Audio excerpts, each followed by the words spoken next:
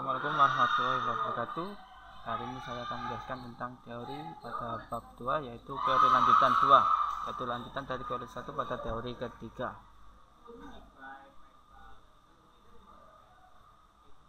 Pertama, kita akan membahas tujuan dari teori kali ini, yaitu pertama, kita akan mengenal bentuk-bentuk pengembangan query SQL. Yang kedua, mengenal subquery pada banyak kolom, dan yang ketiga, mengenal subquery pada form yang ada. Sebenarnya apa itu subquery? Subquery merupakan bentuk query lanjutan untuk pencarian data yang lebih kompleks. Subquery adalah statement select yang dilampirkan sebagai klausa dalam statement SQL yang lain. Subquery terdiri atas subquery atau inner query dan main query atau outer query. Eksekusi yang dikerjakan lebih dahulu adalah subquery atau inner query yang dijalankan sekali sebelum main query. Hasil dari subquery digunakan oleh main query atau outer query. Ini merupakan contoh bentuk dari subquery. Pertama, main query adalah statement SQL yang mana sebagai inti dari tadi outernya. Terus subquery juga sama, yang terdiri dari select from where merupakan statement SQL yang terdapat pada main query yang terdapat dalamnya. Ini merupakan contoh dari subquery itu. Query di atas akan menampilkan nama pegawai yang gajinya lebih dari pegawai dengan nomor pegawai 149. Sebelumnya gaji dari pegawai dengan nomor 199 tidak diketahui. Untuk itu kita tempatkan sebagai subquery agar nilai yang tidak diketahui tersebut dapat diketahui, dan pada ilustrasi gambar di atas nilai gaji dari pegawai 199 adalah 10.500.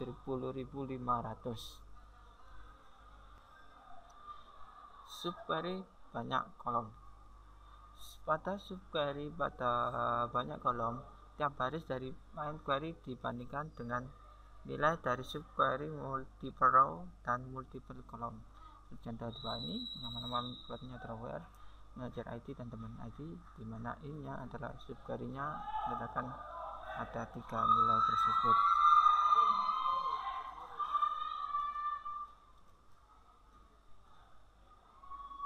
Perbandingan kolom dalam subquery banyak kolom dapat berubah. 1. Perbandingan berpasangan atau pairwise comparison subquery. Yang kedua, perbandingan tidak berpasangan atau non-pairwise comparison subquery. Pairwise comparison subquery berikut merupakan contoh perbandingan berpasangan untuk menampilkan detail dari data pegawai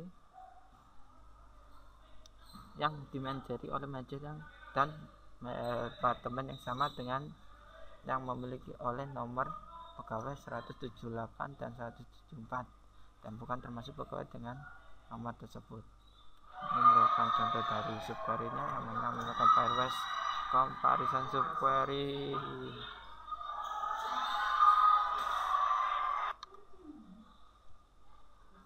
Selanjutnya adalah tentang non-pairwise comparison subquery. Berikut merupakan contoh perbandingan tidak berpasang atau non-pairwise comparison subquery untuk menampilkan detail dari data pegawai yang dimanajeri oleh manajer yang sama dengan ID pegawai 174 atau 141, serta bekerja dalam departemen yang sama dengan pegawai yang memiliki ID pegawai 174 atau 141, dan bukan termasuk pegawai dengan ID tersebut. Ini terdapat 2 subquery yang mana tidak saling berpasangan, yaitu sama dengan disebut non-pairwise comparison subquery. Subquery pada klausa form. Query bisa diletakkan di dalam klausa form untuk membentuk tabel temporer. Query semacam ini dikenal juga dengan istilah inline view karena tidak membentuk objek database.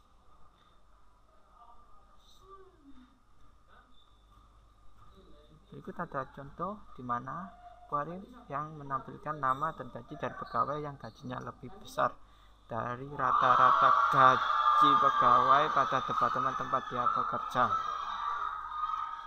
ini terdapat subquery yang ada pada clausal form, sehingga ini dapat menjadi tabel temporer untuk melakukan proses where ini, sehingga hasilnya adalah seperti di atas ini. Latihan soal untuk teori kali ini. Pada latihan soal ini, tabel yang akan digunakan adalah ada 3 tabel, yaitu tabel departemen, employees, dan job history. Pada departemen terdapat atribut departemen ID, departemen name, manager ID, dan location ID. Untuk employees terdapat employees ID, first name, last name, dan departemen ID. Dan untuk job history terdapat employee ID, start date, end date, job ID, dan departemen ID. Ya, mari kita jawab pada soal yang pertama, yaitu buatlah query untuk menampilkan nama, nomor departemen, dan gaji dari pegawai yang memiliki nomor departemen dan gaji yang sama dengan nomor departemen dari pegawai yang memiliki komisi. Itu pertama kita select first name, departemen ID. Ini adalah tabel yang akan kita tampilkan dari from tabel yang kita rujuk, yaitu employees, lalu function, dimana salary-nya terdapat subquery yang digunakan untuk mencari dimana pegawai yang memiliki komisi atau komisinya itu tidak nol. Ya, mari kita lihat hasil dari codingan ini. Mari kita copykan. Mari kita pastikan pada SQL ini, lalu kita execute dan lihat hasil di mana sin lakukan first name, departemen ID, salary, di mana pegawai ini yang memiliki komisi dan komisinya tidak nol. Selanjutnya adalah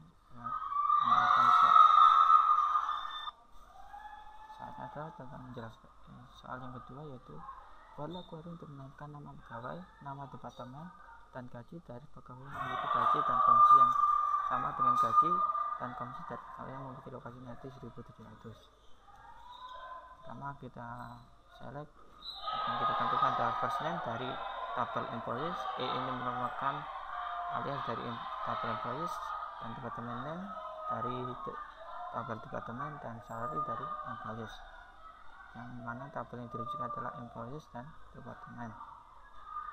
Menggunakan function ini dimana nanti dipilih untuk departemen dan departemen ID yang sama dan sehari komisi inteknya. Lalu presenter subquery dimana subquery digunakan untuk mencari lokasi ID yang 1.700. Mari kita lihat hasil dari codingan ini. Kita copy pastekan aja codingan ini.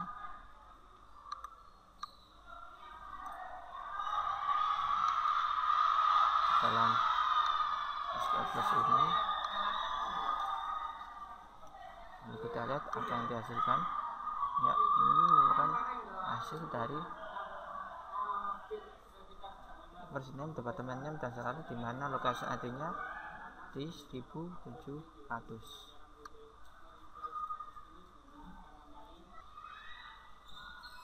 Hasilnya adalah soal yang ketiga, yaitu buatlah query untuk menampilkan nama pegawai, tanggal mulai masuk kerja, date, dan gaji untuk semua pegawai yang memiliki gaji dan komisi seperti yang dimiliki oleh pegawai yang bernama Kohar.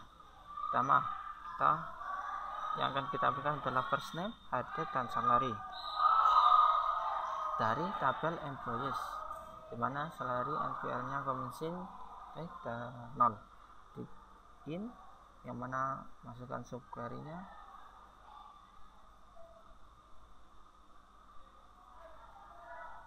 di mana subquery ini ditujukan untuk mencari yang memiliki nama last name Kohar. Ya, mari kita lihat apa yang dihasilkan dari codingan ini. Mari kita kopikan codingan ini dan masukkan ke dalam SQL nya.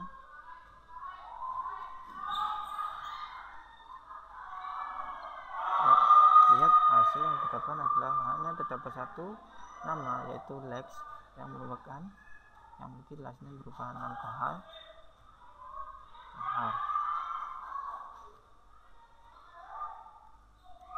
Selanjutnya ada soal yang terakhir, ada soal yang keempat, yaitu buat query untuk menampilkan detail dari nomor pegawai, nama pegawai, dan nomor pegawai yang memiliki yang bertempat tinggal di kota dengan nama kotanya diawali huruf T. Berikut adalah pertama kita yang akan select, yaitu yang akan ditampilkan adalah employees ID pada tabel employees dan first name pada tabel employees dan employees ID pada M yang merupakan subquery dari from pada from pada employees, dan subquery ini digunakan untuk mencari kota yang mana kotanya diawali dengan huruf T.